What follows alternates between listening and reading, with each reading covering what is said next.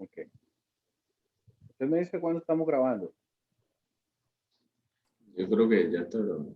Sí, ya. Ya está grabando. Sí. Bueno, hermanos, gracias por esta reunión, ¿verdad?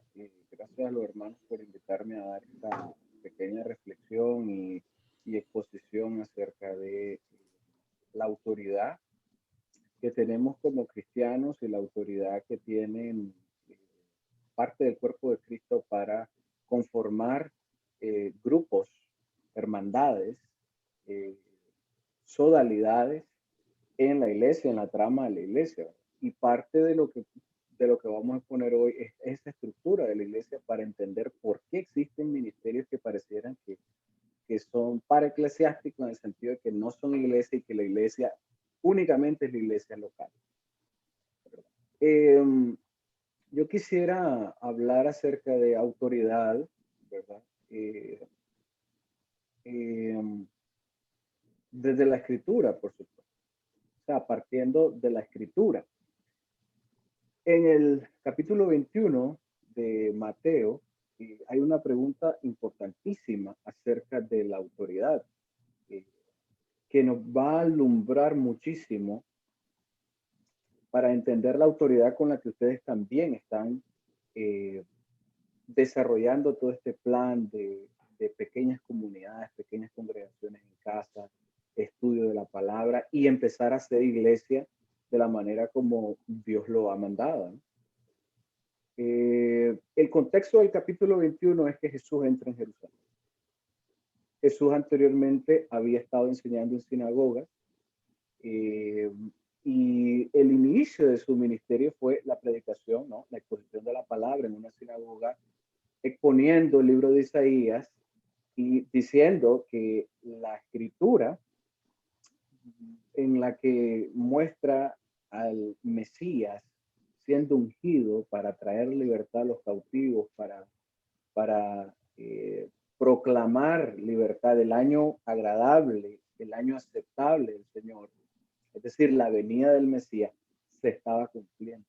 Entonces, Jesús no tenía ningún problema en predicar en la sinagoga, porque el concepto de sinagogas mismo era el estudio comunitario de las escrituras, ¿ya? Y por supuesto, habían hombres reconocidos, a los que se les llamaba rabí, que eran maestros, que realmente se reconocía en ellos un conocimiento profundo de las escrituras y por lo tanto se acudía a ellos para que la expusiesen y para que revelasen los misterios de ella, ¿no? Jesús había sido reconocido desde muy niño que él era muy sabio. Cuando leemos el libro de Lucas nos damos cuenta que desde que él tenía 12 años, los principales, los ancianos de la ciudad, la gente conocedora dentro de este ámbito de las sinagogas y del pueblo reconocía que era un joven muy, muy inteligente. Entonces, en el contexto de la sinagoga, Jesús no tenía ningún problema para predicar. El problema es cuando entra a Jerusalén. En Jerusalén, echa fuera a los vendedores que estaban alrededor del templo, ¿no? Vendiendo los animales que iban a hacer para sacrificio, se presume, ¿no? Vendían palomas. Entonces, se presume que los palominos no eran para ofrendas o sacrificios por el pecado, etcétera, etcétera. Jesús los echa fuera. Y en ese contexto, Jesús, en el versículo 23, entra al templo y esta vez entra para enseñar. ¿Recuerdan lo que vimos la semana pasada? ¿Quiénes eran el ministerio que estaba supuesto bajo la ley de Dios a ministrar dentro del templo? Solamente los sacerdotes. Y del orden de Aarón, es decir, del linaje de Aarón. Todos los sacerdotes, somos sacerdotes, venían del linaje de Aarón y los servidores dentro del templo, ¿ya? Eran de la tribu de Leví. ¿Qué hacía Jesús de la tribu de Judá dentro del templo? Predicando, enseñando. Dice el versículo 23, cuando vino al templo, los principales, ¿quiénes fueron? Los principales sacerdotes y los ancianos del pueblo se acercaron a él mientras enseñaba. en el templo. Y le dijeron, ¿con qué autoridad haces estas cosas? ¿Quién te dio esta autoridad?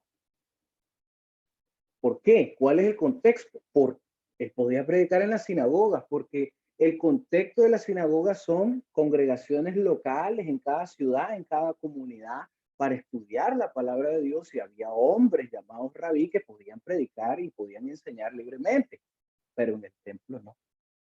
En el templo exclusivamente era el ministerio levítico y los sacerdotes los que podían enseñar en el pueblo y ser mediadores entre el pueblo y Dios, ¿no? A través de la presentación de ofrendas y de sacrificios. ¿Qué hacía Jesús, que no es un sacerdote de la tribu de Leví, en el templo enseñando? Y no solo eso, sino que llegó al templo y sacó a todos los vendedores. ¿Quién sos vos? ¿Quién eres tú?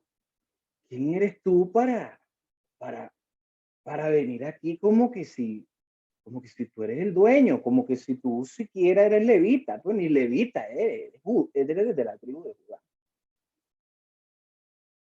Y respondiendo Jesús les dijo, este punto es importantísimo.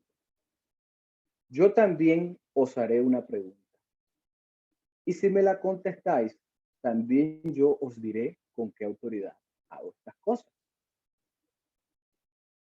¿Vale? Un trato, ¿verdad? Presentado por Jesús. Ustedes me dicen, me contestan, y yo les contesto la autoridad de dónde viene y quién me la dio. Y lanza la pregunta, ¿el bautismo de Juan de dónde era? ¿Del cielo o de los hombres? Y nos vamos a detener ahí. Y les hago una pregunta. ¿Qué tiene que ver la autoridad con la pregunta que Jesús está haciendo? ¿Tienen ustedes idea? Un momento, ¿cuál es la relación entre la pregunta que le hacen los sacerdotes y los ancianos del pueblo a Jesús acerca de la autoridad y cuál es el origen de esa autoridad? Y él viene y menciona a Juan el Bautista. ¿El bautismo de Juan era de dónde era? ¿Del cielo o de los hombres? Este La es uno de los pregunta estaba pasajes. dirigida a la cuestión de la autoridad. Claro, la pregunta está dirigida, el tema es la autoridad. Pero Jesús viene y les dice, si ustedes me contestan esta, yo se las contesto también. Después en el pasaje se ve que los fariseos saben, ellos saben a qué se está refiriendo Jesús. Pero para nosotros en la iglesia protestante es un poco complicado entenderlo. Porque simplemente vemos como que Jesús se zafó de la pregunta de los. Y al final no les digo, pues ya está, no me contestaron, no les digo. Y al final queda en incógnita para nosotros de dónde viene la autoridad y qué tiene que ver el bautismo de Jesús. Perdón, el bautismo de Juan. Entonces ellos discutían entre sí diciendo, si decimos del cielo, nos dirá por qué pues no le creíste. La autoridad, a lo que se está refiriendo Jesús, y ellos entienden muy bien, es que la autoridad que tenía Juan el Bautista es el mismo tipo de autoridad que tenía Jesús. Por supuesto que Jesús tenía autoridad en su calidad de parte de la Trinidad y parte de su persona como una persona de la Trinidad ontológica, ¿verdad? Una persona de la Trinidad de toda la realidad. Por supuesto que él tiene ese tipo de autoridad, por supuesto que él como creador del mundo tiene esa autoridad, pero como hombre, ¿bajo qué autoridad tú haces eso? Y como hombre, en su ministerio, como hombre, él menciona al ministerio profético de Juan el Bautista. Y dice, y si decimos de los hombres, dice, tememos al pueblo porque todos tienen a Juan por profeta. Y ahí está el punto. ¿Cuál es la autoridad de Juan para hacer lo que hizo? Porque fue instituido un profeta. Y por eso Jesús trae a colación a Juan el Bautista. Porque Juan el Bautista tenía autoridad para hacer lo que hizo, que fue el llamamiento al arrepentimiento y el bautismo, ¿verdad? En agua. Él tenía la autoridad porque él era parte de otra institución a la que no pertenecían ellos, que ellos eran los sacerdotes de la tribu de Leví, pero Juan pertenecía a otra institución igualmente válida, que era la institución profética. Y Jesús trae a colación ese ministerio y esa institución para demostrarles que hay otro tipo de autoridad que no solamente es la de ellos. Tanta autoridad tenían los sacerdotes como tenían los profetas. De hecho, los profetas en muchas ocasiones en el Antiguo Testamento denunciaron a los sacerdotes. Solo basta leer el libro de Malaquías como para ver cómo el profeta Malaquías denuncia al pueblo, denuncia a los sacerdotes que permiten sacrificios que no eran perfectos, ¿ya? Al cordero imperfecto lo admitían como parte del sacrificio cuando eso está totalmente prohibido por la ley de Dios. O sea, los profetas más bien en muchas ocasiones tenían tanta autoridad como para denunciar a los sacerdotes. ¿Hay alguna pregunta? Que escuché como que me querían hacer una pregunta. Sí, que si te fijas también, dice, porque todos tienen a Juan por profeta. Eso es como que el mismo pueblo confirmando, ¿verdad? A Juan por profeta. Es como que, como cuando la gente te confirma, como que sí, se nota que Dios te envió, como que sí, se nota que eres profeta. ¿Verdad? No sé, de hecho, Jesús se siente tan identificado con esto que él en Mateo 16 hace una pregunta similar. ¿Quiénes dicen los hombres? ¿Quién dicen los hombres que soy yo? Es más, ¿por qué no vamos a ver el pasaje? Porque están sumamente relacionados, ¿no? En Mateo 16, viniendo Jesús a la región de Cesarea, perdón, a la reunión, preguntó a sus discípulos diciendo, ¿quién dicen los hombres que es el Hijo del Hombre? Ellos dijeron, uno, Juan el Bautista. Lo identifican con Juan el Bautista. La gente lo identifica. Otros Elías, otros Jeremías o alguno de los profetas. O sea, que en resumen la gente piensa, este hombre es un profeta. Y él les dijo, vosotros, ¿quién decís que soy yo? Ahora la pregunta ya no va dirigida a qué dicen los hombres, qué dice el pueblo, quién soy yo. Ahora es, ustedes que han estado conmigo, a los que yo he escogido como mis discípulos, ¿quiénes dicen ustedes que soy yo? Y Pedro, ¿verdad? Por una revelación divina, confiesa, tú eres el Cristo, el Hijo del Dios viviente. O sea que Cristo tenía, por supuesto, una posición más alta que profeta.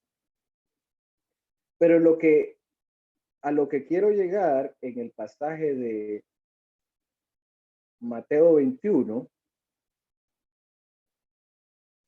es que Jesús, para responder la pregunta de la autoridad, él cita a Juan el Bautista o trae a colación a Juan el Bautista, el cual está en otra estructura del pueblo y otra estructura dentro del ministerio de Dios, que es el ministerio profético. De hecho, Jesús no vino a constituir sacerdotes.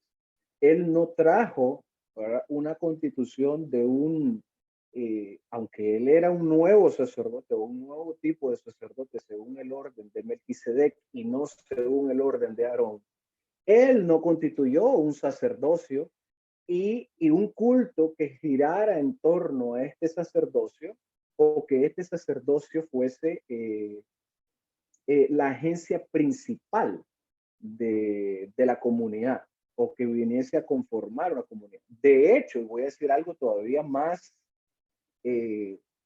tremendo. Jesús no vino a constituir la comunidad como la conocemos iglesia. Lo que él constituyó fue un grupo de discípulos apóstoles.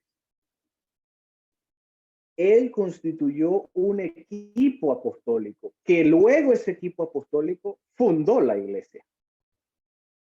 O sea, Jesús no vino a fundar un nuevo culto. Él lo que vino es a formar hombres que fuesen capaces de desarrollar y de edificar la iglesia, como el pasaje de de Mateo 16, cuando Pedro le dice, tú eres el Cristo, le digo, entonces bienaventurado, Simón, hijo de Jonás, que esto no te lo reveló carne ni sangre, sino el Padre que está en los cielos. Y te digo que tú eres Pedro, y sobre esta piedra edificaré mi iglesia. Ahora, los católicos, ¿verdad? Entienden que la piedra es Pedro. Basta solo leer lo que Pedro mismo escribió, creo que es la primera carta de Pedro, donde dice, acercándoos a él, o sea, a Jesús, piedra viva, o sea, a la roca que se refería Jesús, era él mismo. Y los padres de la iglesia, San Agustín principalmente, hizo una interpretación de ese pasaje diciendo que la roca a la que se refería Cristo es la declaración misma que hizo Pedro. De hecho, la iglesia ortodoxa hasta el día de hoy cree que lo que Pedro dijo es la roca de la fe cristiana. ¿Cuál? Que él es el Cristo, el Hijo de Dios viviente. De hecho, mi maestro en misionología, mi maestro apostólico, podríamos decir, escribió un libro que se llama La Declaración Fundamental de la Fe Cristiana. Y él hace un estudio exegético por todo el Nuevo Testamento, que esta declaración, tú eres el Cristo, el Hijo del Dios viviente, o Jesús es el Cristo, el Hijo del Dios viviente, era la base fundamental o el resumen fundamental de la fe cristiana. O sea, los hombres entonces creían que Jesús era un profeta y era identificado como un profeta. Y Jesús mismo también se identifica como profeta en el sentido en el que Dios profetizó o dijo a través de Moisés que les iba a dar un profeta como Moisés, al que el pueblo debía oír. Y si no lo oían, entonces vendría juicio sobre el pueblo, ¿no? Jesús entonces identificado desde el Antiguo Testamento como un profeta. Sin embargo, el ministerio de Cristo hizo un cambio en la historia, hizo un cambio en el sistema, porque él no vino a constituir profetas, sino que constituyó apóstoles. Y a eso es donde yo quiero ir ahora. Quiero compartir esta pantalla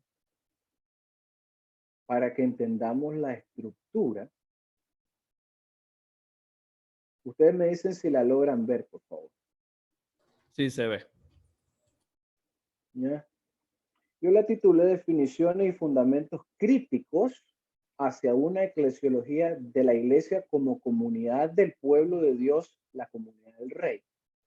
Y no meramente como una institución, hermano. O sea, la iglesia no es donde está un pastor, ahí está la iglesia. La iglesia va más allá. Estaba leyendo hace poquito un libro, estaba hojeándolo, el libro que creo que se llama, no recuerdo, pero el libro sí se llama Beyond the Local Church, más allá de la iglesia local. ¿Ya? Y tiene un subtítulo poderoso, quiero ver si lo puedo leer rápidamente.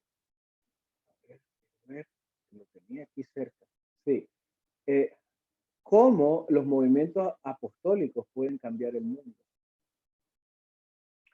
Y el autor es Sam Metcalf.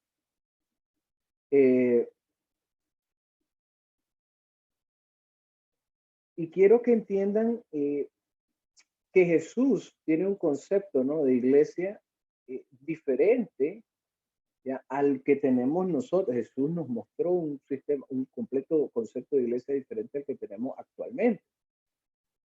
Empezando porque Jesús no funda una iglesia local. O sea, voy a fundar mi iglesia local y todos ustedes van a reunirse y van a tener culto adorando.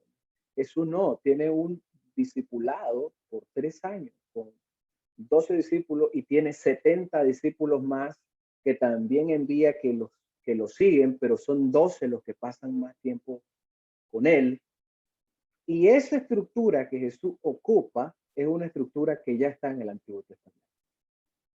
Entonces hay que entender esa estructura para entender a toda la comunidad del pueblo de Israel en el Antiguo Testamento y a las estructuras del ministerio de Dios en el Antiguo Testamento que Jesús retoma, ¿ya? Discipulando a 12 y llamándoles apóstoles. ¿Por qué no profetas? porque Jesucristo hace un cambio, pero toma esa estructura profética y se identifica con ella y la gente lo identifica. Jesús tiene que ser un profeta, porque hace lo mismo que un profeta.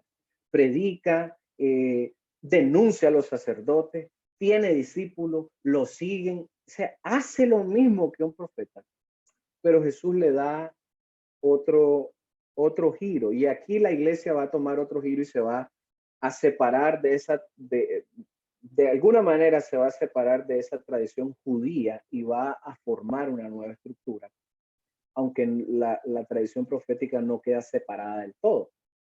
Entonces, para hacerlo de una manera gráfica, ya el tejido vivo de la iglesia, porque la iglesia es un organismo vivo, no una institución, ya está conformado por un sinnúmero de creyentes y todos formamos parte de ese cuerpo una vez eh, que creemos en el Señor, que el Señor nos transforma y nos convierte y convence nuestro corazón. Entonces, para entenderlo, imaginémonos una trama, ¿no? Una urdidumbre, ¿ya? Donde hay verticales, ¿no? Horizontales y verticales. Entonces, las estructuras verticales, podríamos hablar de la Ciudad de México o la ciudad de San Juan, Puerto Rico o Madrid, España, ya que eran la forma en que el Nuevo Testamento identifica a la iglesia, o sea, la iglesia de Antioquía, la iglesia de Éfeso, la iglesia de la Odisea. O sea, habla de iglesias por ciudades. Por supuesto que estas iglesias por ciudades están conformadas por pequeñas congregaciones. Pero en el ámbito general, ¿no? Se habla de iglesia en la ciudad. Y esa es una estructura vertical. Estructuras verticales, Los Ángeles, etc. Y está la trama, ¿no? La otra estructura es la sociedad misionera, que no hablamos de iglesia a nivel de ciudad, sino hablamos de pequeños grupos como el de Jesús. Claro, la vida en Jerusalén giraba en torno a el templo o la vida en una ciudad, por ejemplo, Galilea, quizás giraba en torno a las pequeñas congregaciones de sinagoga, pero era Galilea, conformado por toda Galilea. Jesús no hace algo parecido. Lo que él hace es busca discípulos, los llama y empieza a enseñarles. Este otro tipo de estructura. Quiero mostrarles el crecimiento de la iglesia a través de los siglos. Esto lo sacamos de un libro que se llama World Christian Trends de David Barrett, un bautista, por cierto, que es uno de los hombres más, de los estadistas cristianos, que por favor yo recomiendo leerlo bastante. Él ya pasó a la presencia del Señor. Desde el año 0 hubo un crecimiento exponencial en la iglesia. O sea, solo basta leer el libro de Hechos para entender 3,000 convertidos, 5,000 convertidos, después no se puede contar el número. O sea, hay mucha gente que se está convirtiendo. Por 500 años, más de 400 años, con un crecimiento exponencial. Y luego hay un decrecimiento. Se hace una meseta y empieza a bajar el número de convertidos. ¿Qué pasó en este punto? El Islam. El Islam acabó con todo el movimiento apostólico, misionero y de iglesias en Medio Oriente y en la iglesia de Asia, que se estaba extendiendo por Persia y estaba llegando hasta China. El Islam acabó prácticamente con la iglesia asiática. Y luego se mantiene ese nivel con altibajos, se da la reforma protestante y después de la reforma protestante todavía sigue estancado. Yo creo que yo tengo que hacer esto. El número de convertidos, ¿no? El número de conversiones. ¿Qué hace que luego de los años 1700, 1800, vuelva a haber un crecimiento exponencial como en los primeros siglos? es la estructura apostólica protestante. De hecho, actualmente la religión que más crece en el mundo es el cristianismo. Y hay ideas, ¿no?, de que dicen que el cristianismo no es crece, que es el Islam, pero realmente los datos que arrojan los ministerios misioneros serios, como, como el Centro de Estudios del Cristianismo Global o como Joshua Project, por ejemplo, arrojan que los datos son el cristianismo el que está creciendo, y es precisamente los evangélicos los que están haciendo crecer, no son los reformados. ¿Y cuál es la razón por la que existe este incremento exponencial? Es porque Guillermo Caré reconoce que hay otra estructura, que no solamente es la congregación de iglesia local, sino que hay otra estructura en las escrituras, que es la sociedad misionera. En otras palabras, el grupo apostólico conformado por Jesús.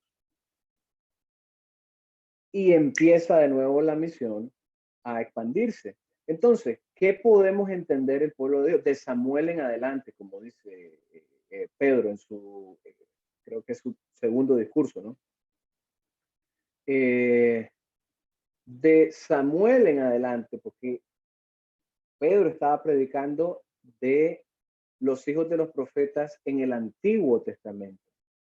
Y luego dice, o sea, desde Samuel hasta Juan el Bautista, existe una estructura, que es la estructura profética, la estructura sacerdotal, que enseñaban en el templo, que servían en el templo, que recibían los sacrificios, oblaciones, holocaustos, ofrendas recordativas del pecado, etc. Todo esto giraba alrededor de la estructura sacerdotal. Pero desde Samuel hasta Juan el Bautista existe una estructura profética. ¿Por qué Samuel? ¿Por qué no Moisés? ¿Y por qué Pedro en Hechos 3:24 dice desde Samuel hasta Juan el Bautista? ¿Por qué no Moisés? Porque Samuel, del primero que hay constatación, lo podemos constatar en las escrituras, que forma bandas proféticas y bandas apostólicas. Y establece sitios donde tiene discipulado profético con sus discípulos.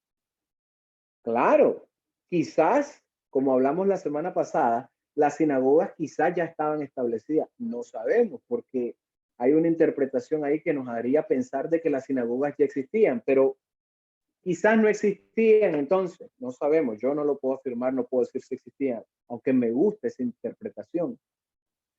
Pero sí giraba en torno al ministerio sacerdotal y sí el ministerio levítico. Pero es Samuel el que empieza a establecer escuelas de profetas, compañías de profetas y bandas de profetas. Después van a ver todos los pasajes bíblicos que enseñan esto. Y la otra estructura que comúnmente conocemos como gobierno civil, bueno, ha ido cambiando en la estructura, esta estructura desde el Antiguo Testamento, primero un sistema de jueces, un sistema judicial, después la monarquía, y hoy tenemos una democracia representativa, el Estado. Pero bueno, no me voy a meter ese tema porque sería otro rollo. Entonces, tenemos tres estructuras: la estructura sacerdotal, la estructura real, que al final el rey servía como un juez, ¿ya? Por eso Salomón, aquellas sentencias sabias, ¿no? Porque realmente esa es la función de los gobernadores civiles, que realmente son jueces, y está la estructura profética. Todo esto es Israel. Todo esto conforma, es parte de las estructuras del orden social de la nación de Israel. Entonces, la modalidad es la estructura sacerdotal y la sodalidad la estructura profética. Es la urdidumbre, ¿no? Ese entramado que yo les hablaba. Por un lado tenemos la estructura local, donde se enseña la iglesia, y por otro lado tenemos equipos pequeños que están trabajando proféticamente en el contexto del Antiguo Testamento. Entonces, las dos o tres estructuras de la misión de Dios en este tiempo Bueno, la sinagoga mesiánica, ¿verdad? Sinagoga de pueblos, las pequeñas congregaciones que conforman ciudades, a su vez conforman naciones enteras, etcétera. Y que es conformada por pequeñas congregaciones de casa o reuniones de hermanos o reuniones en las universidades, etcétera. Todo eso es parte de las estructuras de Dios. Y por otro lado, la comunidad apostólica del tipo de Jesús, que se siembra y empieza a conformar estos siervos que van a ser apóstoles y que van a ser enviados a todas las naciones posteriormente. Y las bandas misioneras paulinas móviles, que es tipo Pablo, una vez que Jesús los comisiona, empiezan a andar de un lado a otro. O sea, Pablo no estaba establecido, ok, yo soy apóstol, vine a fundar la iglesia de Éfeso y aquí me quedé para siempre. Por eso le decía yo, hermano mío, que el problema de los ministerios cuando lanzan sus plataformas de movimientos estudiantiles y se encierran, nunca más van a salir. No se van a convertir en bandas móviles, bandas apostólicas como la de Pablo, moviéndose de un lado a otro, discipulando en un lado a otro, saliendo de una nación a otra, porque su visión es quedarse establecido.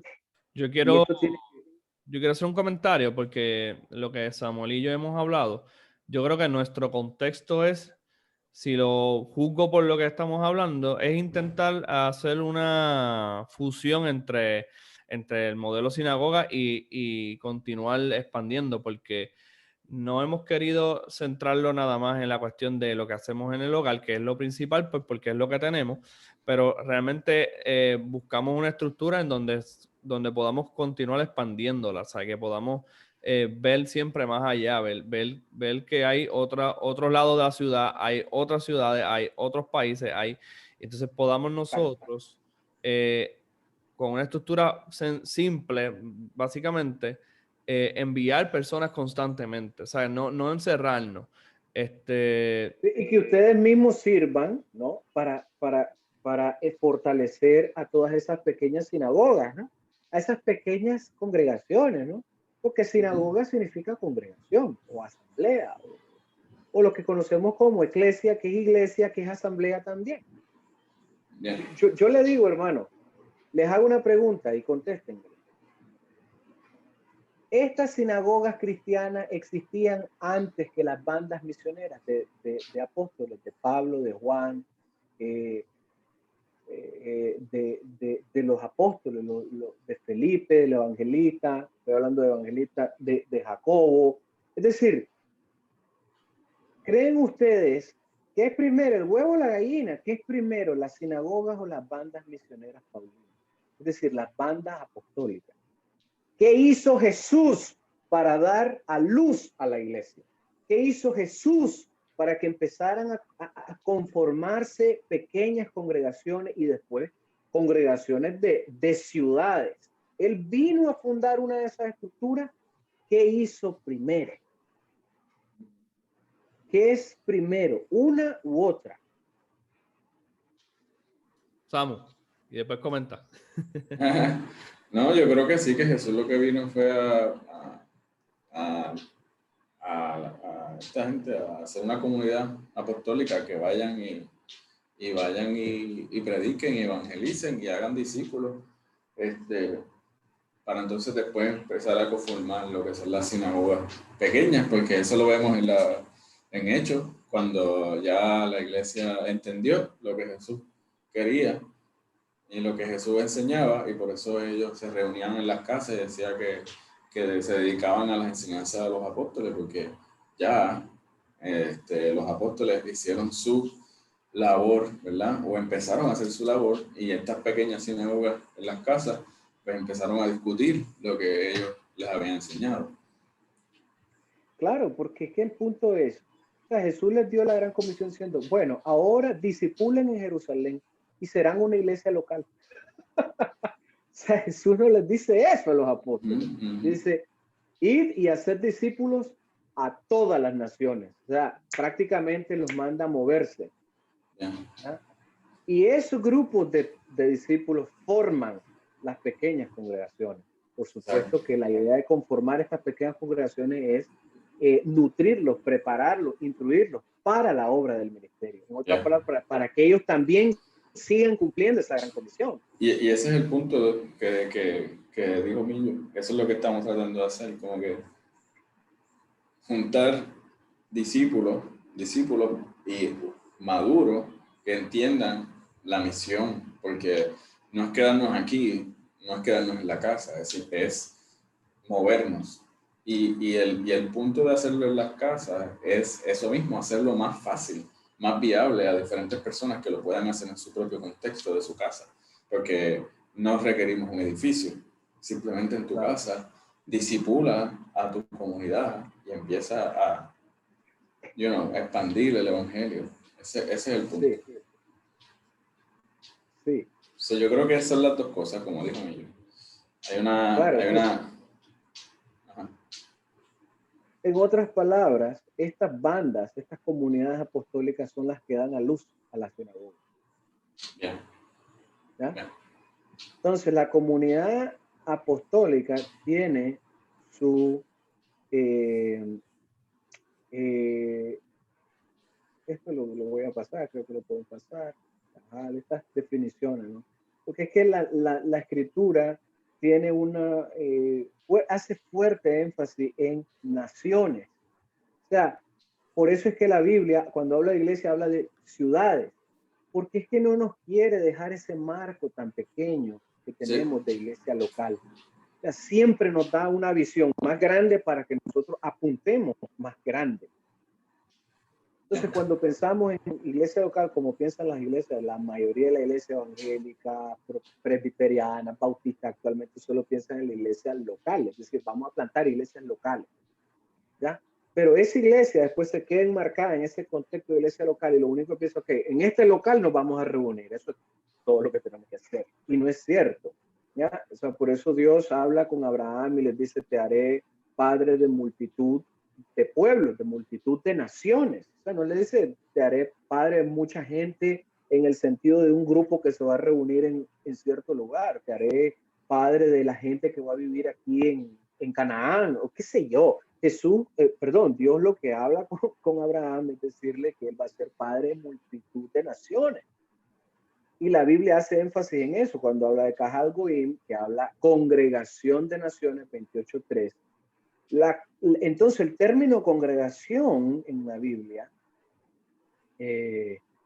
realmente es empleado inicialmente en la Escritura desde Génesis como una congregación de naciones. ¿Qué es la iglesia? Es eso. Es una congregación de múltiples creyentes en el Señor que vienen de diferentes naciones del mundo. Por eso Apocalipsis tiene esa visión, Juan, ¿no? En la que dice, vi gente de toda tribu, pueblo, lengua y nación. Es decir, para mostrarnos que nuestra visión va muchísimo más allá que solamente la congregación local, ¿no? Pero voy a pasar esto porque nos dilataríamos un poco más. Perdona que, ¿verdad? Entonces, el concepto correcto sería congregaciones locales, ¿verdad? Porque ya es una sola iglesia. Sería pequeñas congregaciones locales en diferentes lugares, ¿verdad?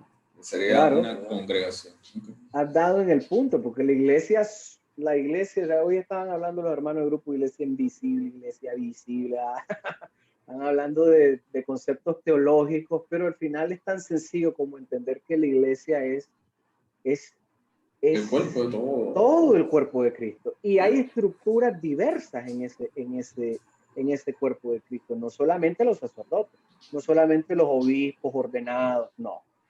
Hay otra estructura. Y esta estructura apostólica de la que estamos hablando, hermanos, tiene sus raíces en la comunidad la comunidad de pacto de Abraham, que es su pequeño grupo familiar. Su pequeño grupo familiar, vete de tu tierra y tu parentela a la tierra que yo te mostraré y haré de ti una gran nación.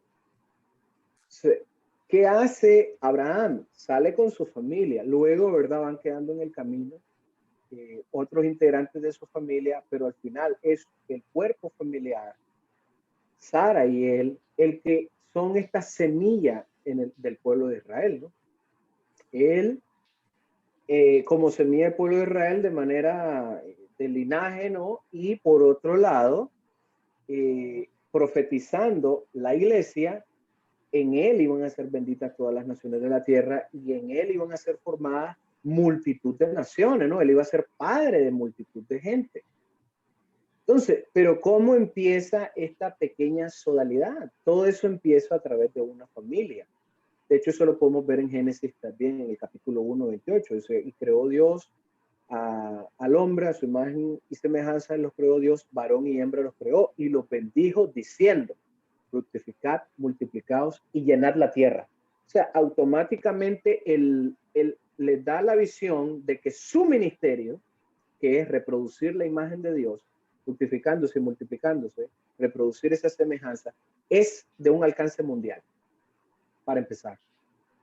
Porque si yo, hermano, ¿y por qué estoy haciendo esto, hermano? Porque si yo solamente me limito a los pequeños grupos con los que ustedes pueden estar trabajando, entonces ustedes no van a tener esa visión. Y lo que yo les digo es que ustedes van a trabajar para que hermanos que con los que ustedes están discipulando, con los que tienen estudios bíblicos, van a salir a las naciones a cumplir el mandato del Señor. Van a ser tan maduros que van a llegar a ese nivel. Amén. Yo le iba a preguntar eso, que ¿cómo hacemos como un resumen de todo esto que hablamos con la autoridad? Porque entonces eso era como que lo más, ¿verdad? El centro de lo que nos preocupa. Claro, porque esto ya es, ¿verdad? Entonces, ¿cuál es la autoridad? Es la hermandad profética conformada por Samuel. Es decir, Samuel es el prototipo de la sociedad misionera, de la estructura de la sociedad misionera. Es cierto que la estructura sacerdotal servía en el templo, pero había otra estructura que es la profética. Y Juan el Bautista es parte de esta tradición profética. ¿Ya? De hecho, los teólogos y los eruditos protestantes, cristianos, creen de que Juan el Bautista fue influenciado por la sodalidad de los esenios, que era una sodalidad judía, que era un grupo de judíos que se separaban, ¿ya?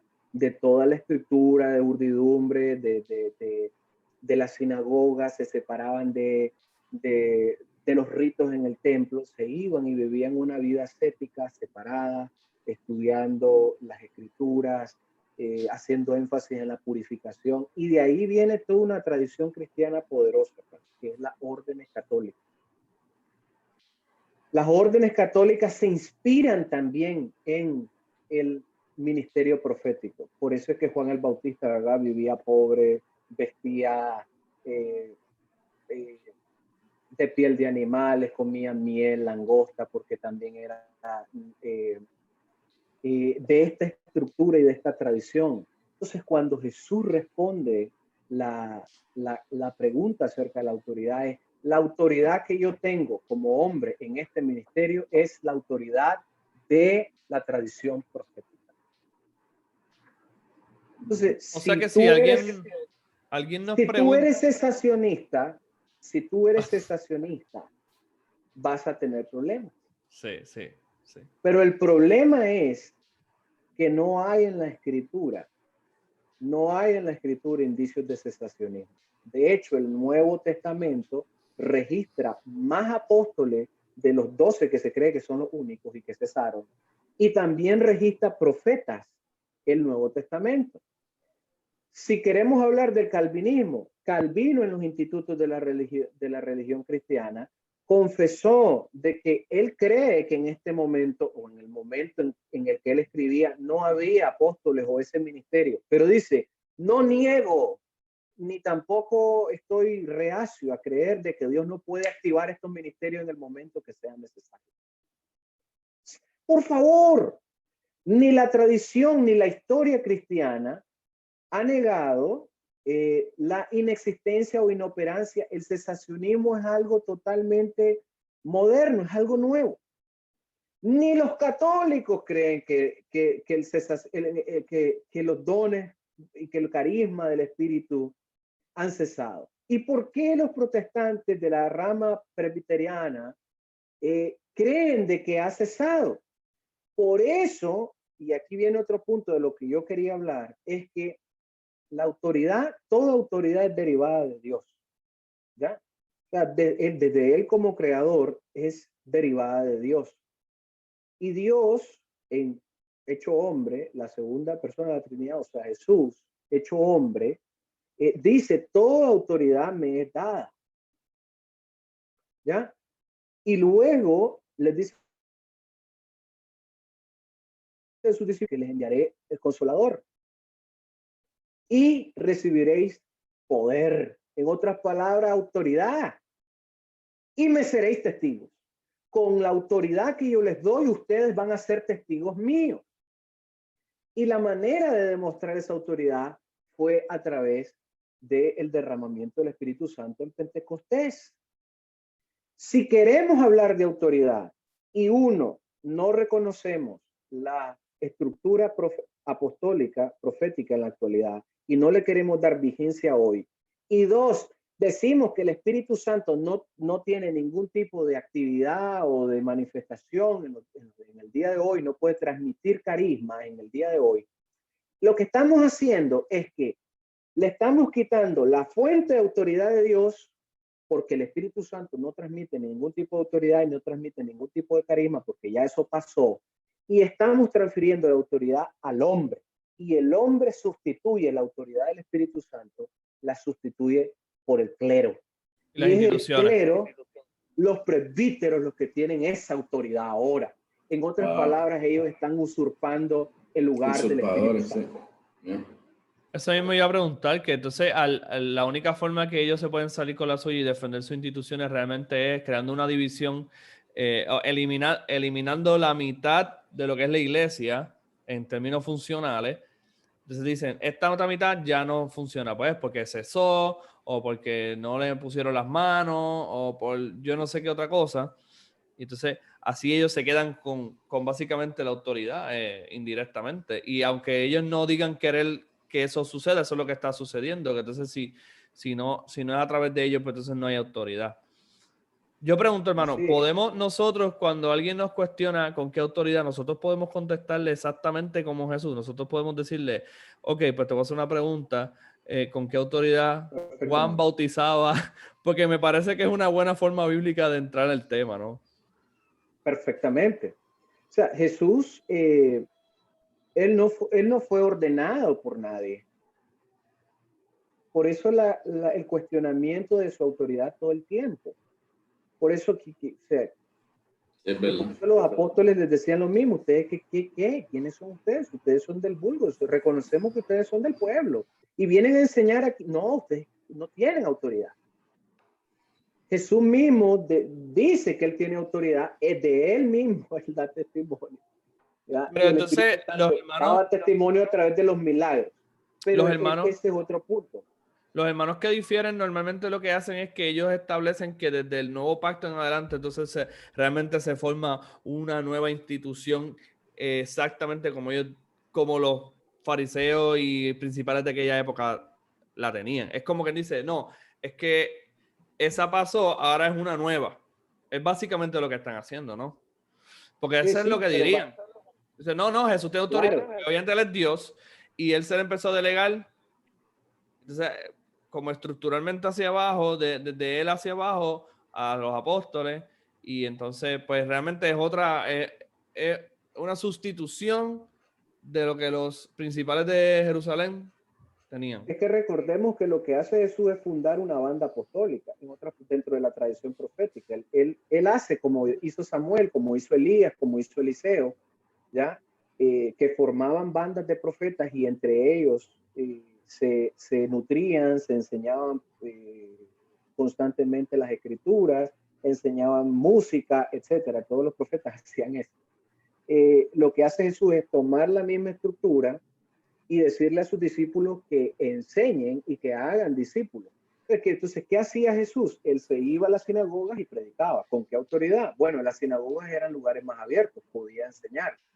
Pero en el templo no. En el templo solo los sacerdotes, pero él enseñaba. ¿Con cuál autoridad? Bueno, con la autoridad de otra estructura que no es la de ustedes. Entonces, no te entremetas en mi jurisdicción.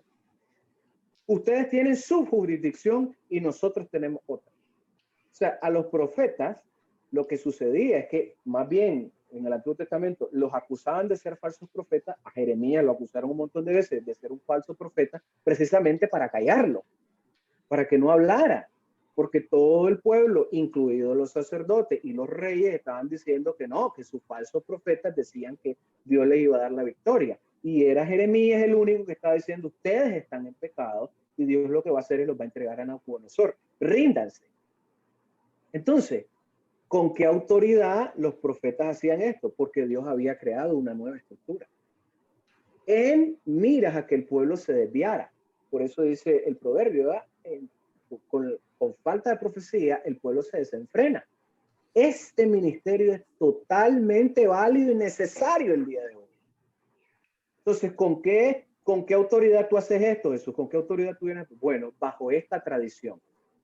Y los discípulos hacen lo mismo. ¿Con qué autoridad ustedes hacen estas cosas? Pues bueno, no es justo, o digan ustedes si es justo obedecer a Dios antes que a los hombres. Ya recibimos este mandato de Dios.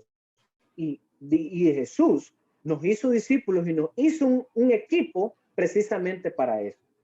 Pero Jesús rompe con el modelo profético y pasa, entonces hay una transición del Antiguo Testamento al Nuevo Testamento. Es de profeta a apóstol.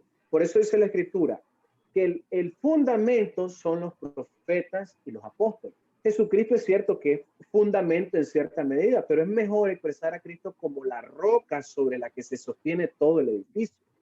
O sea, los profetas y los apóstoles es el fundamento sobre el cual se va edificando la iglesia.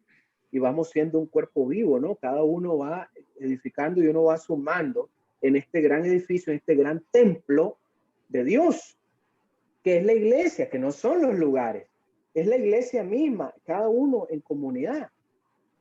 Los apóstoles entonces entienden esa transición, ¿ya? de ser meros profetas a ser apóstoles. De hecho, el ministerio profético ya de por sí era profético a las naciones. Por eso Dios le dijo a Jeremías, te haré profeta a las naciones. Ya tenía una envergadura muchísimo más amplia que solamente profeta Israel o profeta del barrio, ¿verdad? Entonces, cuando le preguntan a usted con qué autoridad usted hace estas cosas,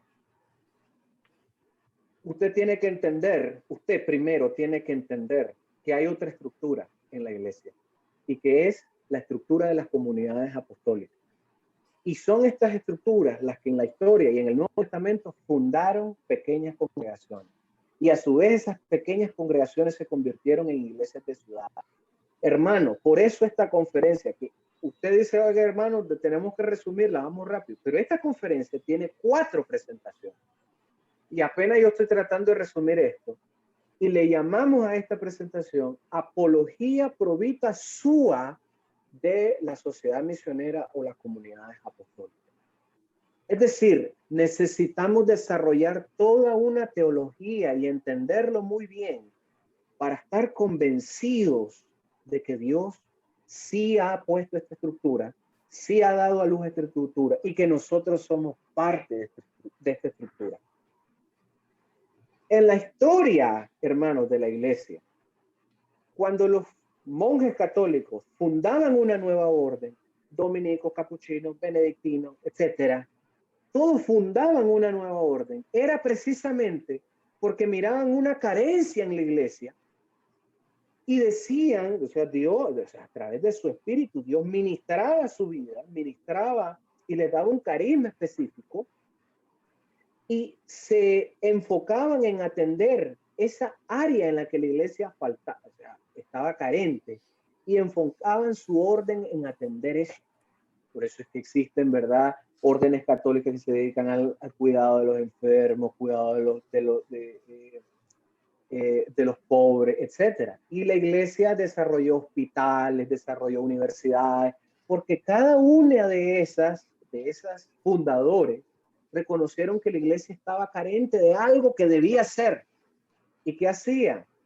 Se desprendían, se desprendían de la modalidad o estas iglesias o parroquias locales para empezar a efectuar lo que Dios les estaba diciendo que debían hacer. ¿Quién sino Dios era el que ponía en su corazón esas carencias que debían atender? Si no creemos que no fue Dios, entonces lo que estamos creyendo es que son deseos humanos.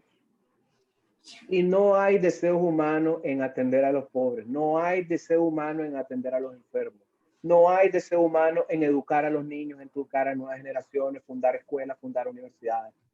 No existe. ¿Y qué es lo que hace la iglesia protestante hoy? ¿Qué pasó? La iglesia protestante, pues después de la reforma, lo primero que hizo Lutero, empezar a fundar escuelas y universidades. ¿Y qué hace la iglesia hoy? No, esas son estructuras paraeclesiales, son fuera de la iglesia, son paralelas a la iglesia, pero no son iglesias. Sirven como ministerios de ayuda a la iglesia, pero no son iglesias.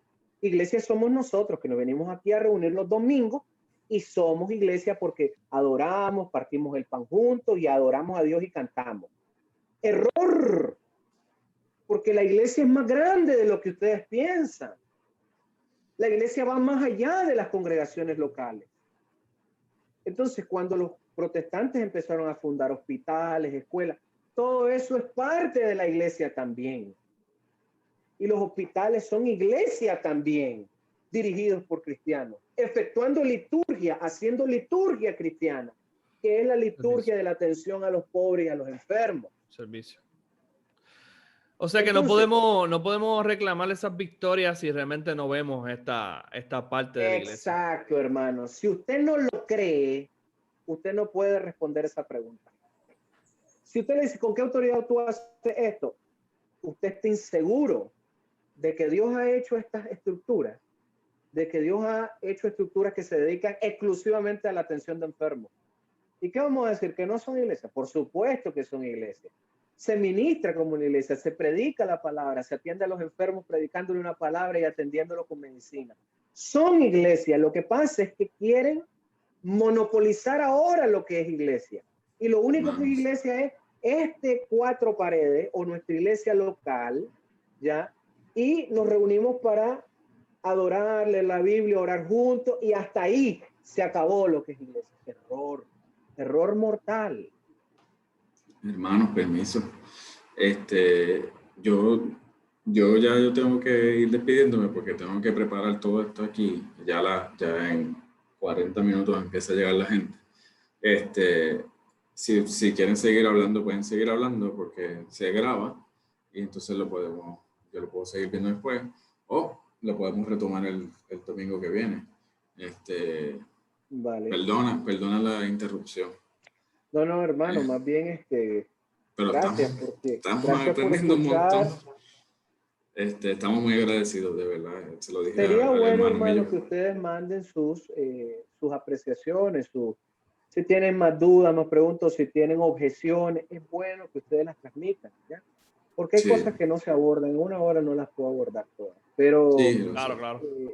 Y hay cosas que suenan extrañas, porque esto, no sé, ¿alguna vez ustedes habían escuchado de estructuras de sodalidad? ¿Alguna vez? No, por lo menos yo no. Entonces, puede parecer extraño y es difícil asimilarla en una reunión de 1 hora, por supuesto. Entonces, seguramente tienen preguntas, seguramente tienen cuestionamientos, seguramente tienen más, o les parece raro, y es bueno transmitirla de tal manera que yo pueda después responder. Podemos hacer una conversación entre nosotros 3, Millo, si lo deseas así. Seguro. Y entonces podemos por ahí hablar con él, con Lester, y enviarle preguntas que no necesariamente tengan, ¿verdad? Las podemos contestar por ahí mismo, por el mismo chat, y no. Entonces, estas conversaciones de las presentaciones, pues, que sigan siendo la presentación como Lester la quiere dar. Vale, excelente. Pues despedimos al hermano Samuel para que por lo menos pueda seguir y nosotros cerramos acá, entonces. ¿Está bien, Lester? Vale. Ok. Bueno, pues estamos. Bueno, vaya, hermano. Gracias. Nos vemos ya mismito. Gracias, Lester, que Dios te cuide. Gracias, Samuel. Gracias de verdad, estamos bien contentos y agradecidos por toda la información y todo sea para la gloria de Dios y su reino. Te agradezco mucho. Gracias, hermano. Gracias, hermano. Les va a servir, quizá la próxima vez hablamos de Hechos 13.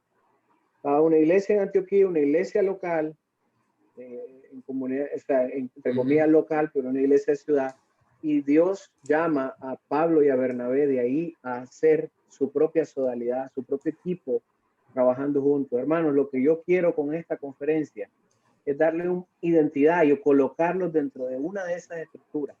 Ustedes digan, que si nosotros queremos trabajar con grupos pequeños en iglesias, que no sean iglesias locales, sino que son, o sea, yo quiero que entiendan por qué sí es válido el ministerio que ustedes están ejerciendo y sí se sientan identificados y lo hagan con autoridad, con convicción. Exacto. Y que no se sientan cuestionados por los pastores o por los presbíteros, que ustedes no tienen ninguna autoridad para hacerlo. Luego, lógicamente, hermano, esto va pique y se extiende. Leemos el libro de Hechos a partir de Hechos 8, 7, 8 y vemos cómo empiezan a surgir estos pequeños grupitos informales que no eran ordenados, pero estoy agradecido más bien que me han escuchado hasta donde he podido llegar. Así que, hermano, que le vaya muy bien. Gracias. Ok. Dale, Samu, te veo ahorita. Ok, gracias. Pues sí, hermano, ahí terminaría la parte de hoy, o tenía algo más que discutir en esta presentación, en esta parte. De contenido, hermano, hay un montón. Ok, está bien. Yo creo que esta es como la tercera diapositiva y apenas, no sé, son como... Wow. Pues entonces, puede hacer como un cierre para darle un cierre al video, y entonces yo se lo envío, trato de editarlo o algo así, se lo envío. Vale. No, si es así, la grabación cruda también a mí me sirve. Okay. Pero bueno, lo que quisiera resumir es lo siguiente, hermano, que sí hay otro tipo de autoridad para funcionar dentro de el cuerpo de Cristo, ¿ya? Tanto los sacerdotes del Antiguo Testamento tenían autoridad como también tenían las estructuras proféticas, ¿ya? Y en el Nuevo Testamento ya la iglesia sigue la misma estructura sacerdotal, por supuesto, porque somos reyes y sacerdotes, estableciendo ancianos, estableciendo episcopos, ya en pequeñas congregaciones y conformando para discipular a los nuevos creyentes y prepararlos para la obra del ministerio. Pero también había otra estructura que eran los equipos apostólicos del tipo de Pablo, que comandaba con su equipo con Bernabé o con Mateo o con Timoteo y Silas. Eran equipos pequeños o equipos que estaban conformados por mujeres también, como Priscila, su esposo Aquila, la hermana Febe, que era colaboradora de él. Es decir, hay un sinnúmero de personas que son parte de los equipos apostólicos que sirven ya dentro de esta estructura. Y uno de los puntos que quisiera concluir es la importancia de poder desmarcarnos del cesacionismo. El cesacionismo es la respuesta, ¿ya?, de los detractores de este tipo de estructuras para matar esta estructura de plano y decir, no, ya se acabó el ministerio apostólico, se acabó el ministerio profético y los únicos que quedamos somos nosotros, ¿ya? Y con eso se atribuyen la única autoridad. Pero esto se resuelve entendiendo ya que hay dos estructuras y que la estructura de esta sodalidad o comunidades apostólicas es infundida de autoridad a través del Espíritu Santo. Por eso que en Pentecostés ese equipo apostólico de Jesús recibe la llenura del Espíritu Santo, el bautismo del Espíritu Santo, y es por eso que necesitamos también entender la importancia de la doctrina del Espíritu Santo. O sea, es el Espíritu Santo el que, como parte de la Trinidad ontológica, como parte de Dios, es en quien descansa la autoridad de este Dios trino, y es a través del Espíritu Santo que se infunde esa autoridad en esta estructura. que son los apóstoles y los profetas. Entonces, hermanos, yo quisiera concluir dando gracias y invitándolos pues a la próxima reunión. Si tienen dudas, consultas, también las pueden hacer. Amén. Yo tengo una, la puedo dejar en el tintero si quieres. Díganme. ¿Por qué es razón entonces se dice que los apóstoles se limitaban a aquel número, ¿verdad? Y se quedó allí y ya? Entonces, ¿con qué autoridad entonces de ahí en adelante pretenden estos hermanos que son cesacionistas en el sentido de que no ven esta otra parte de la iglesia como algo legítimo, decir que ellos tienen autoridad? O sea, ellos también van a profesar lo mismo que los católicos, que entonces tiene que ser de mano en mano por ir para abajo y la autoridad venía desde sucesiva desde los apóstoles. Así es como funciona, porque no le veo otra, no entiendo. No, ¿sabes? No. Yo estaba pensando que lo que legitima también son los frutos, ¿verdad? Que cuando uno haga algo, realmente Dios le muestra a las personas que lo que uno está haciendo es real. Pero vale, Claro. que podemos dejar eso ahí si quieres. Sí, claro. Es que el punto, eso de los frutos es importante, porque usted ve el fruto, el primer fruto que usted ve en Hechos 2 es Pentecostés con la conversión masiva. Esos son los primeros frutos. Por supuesto que hay frutos de carácter, pero no nos podemos limitar al fruto del Espíritu como virtudes solamente en la persona. Por supuesto que es importante, pero hay otro tipo de fruto que es la conversión masiva. Entonces, si no hay convertidos, ¿qué fruto usted está demostrando? Si su iglesia, pastor, usted dice que usted es el único que tiene autoridad, pero cada vez su iglesia se le va haciendo menos y cada vez los miembros se le van yendo, lo que me está diciendo es que usted tiene muy poca autoridad realmente para hacer lo que está haciendo, porque no tiene ningún fruto. Y el otro tipo de fruto es las señales, milagros y prodigios. Pero no estoy hablando de los shows, ¿verdad? Como algunos predicadores evangélicos, ¿verdad? Estoy hablando de milagros genuinos. Estoy hablando de gente que realmente ora por los enfermos porque siente una carga por los enfermos, porque siente dolor por su hermano verlo enfermo y ora por él. Estoy hablando de ese tipo de milagros y de prodigios. Entonces, eso también convence a la gente. Y se ve en ese tipo de fruto y es Dios el que lo hace a través del Espíritu. Pero si yo digo que el Espíritu ya no tiene ningún tipo de actividad en nuestros días, entonces prácticamente yo estoy limitando el poder de Dios a actuar en nuestra comunidad. Estoy diciendo, no, tú no puedes actuar en nuestra vida porque yo y mi posición teológica es que tú ya no lo haces. ¿Ya? Y lo otro, hermano, es que con respecto a las estructuras, no entendí muy bien su pregunta, ¿verdad? Pero sí, lo ¿cómo podemos ellos dejar. pero lo podemos dar, pues, es básicamente porque entonces protestantes critican al catolicismo cuando ellos están haciendo lo mismo, que entonces solamente son ellos haciendo sus sucesiones de mano en mano. Y es interesante porque los católicos no están haciendo exactamente lo mismo. Realmente los que se han quedado haciendo lo mismo son los protestantes, porque los católicos, como yo les estaba explicando en otro grupo, entienden bien el concepto de sodalidad. Entonces siguen fundando ministerios, ¿ya? Hospitales, siguen fundando atención a los pobres, congregaciones de matrimonios, órdenes religiosas, siguen fundando esto que tiene un énfasis específico, un fin específico, un carisma específico, ¿ya? Por ejemplo, los carmelitas descalzos o por ejemplo las María Teresa ¿cómo se llama? De Calcuta, que atendía a los enfermos y a los ancianos, etc. O sea, ellos entienden muy bien que hay otros tipos de expresiones dentro del ministerio y les dan cierta autonomía, semiautónomo digo yo, porque no se rigen a una iglesia local, pero al final se rigen del papado, ¿no? Entonces ellos son semiautónomos y están funcionando de esa manera. Ahora, cuando eso se es trasladado a la iglesia protestante y uno quiere fundar un tipo de ministerio, entonces los protestantes dicen, ok, tú lo puedes fundar una librería, puedes fundar una escuela cristiana, Pero eso no es iglesia, no es parte de la iglesia, no es una expresión de la iglesia.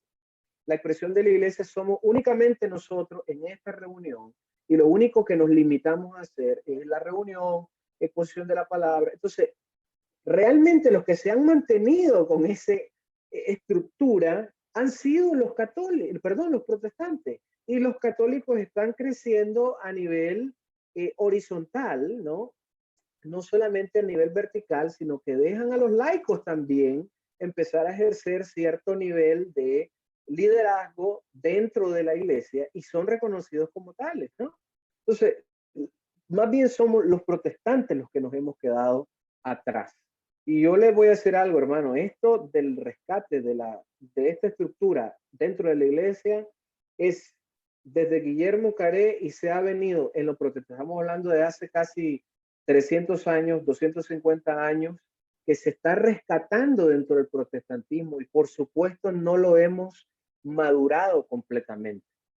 Pero abordar este tema desde ustedes, desde esta perspectiva, les va a ayudar a ustedes a entender que ustedes también tienen una autoridad dentro de otra estructura. Amén, queda claro. Pues entonces, gracias, hermano. Voy a cerrar la presentación y oramos. Amén.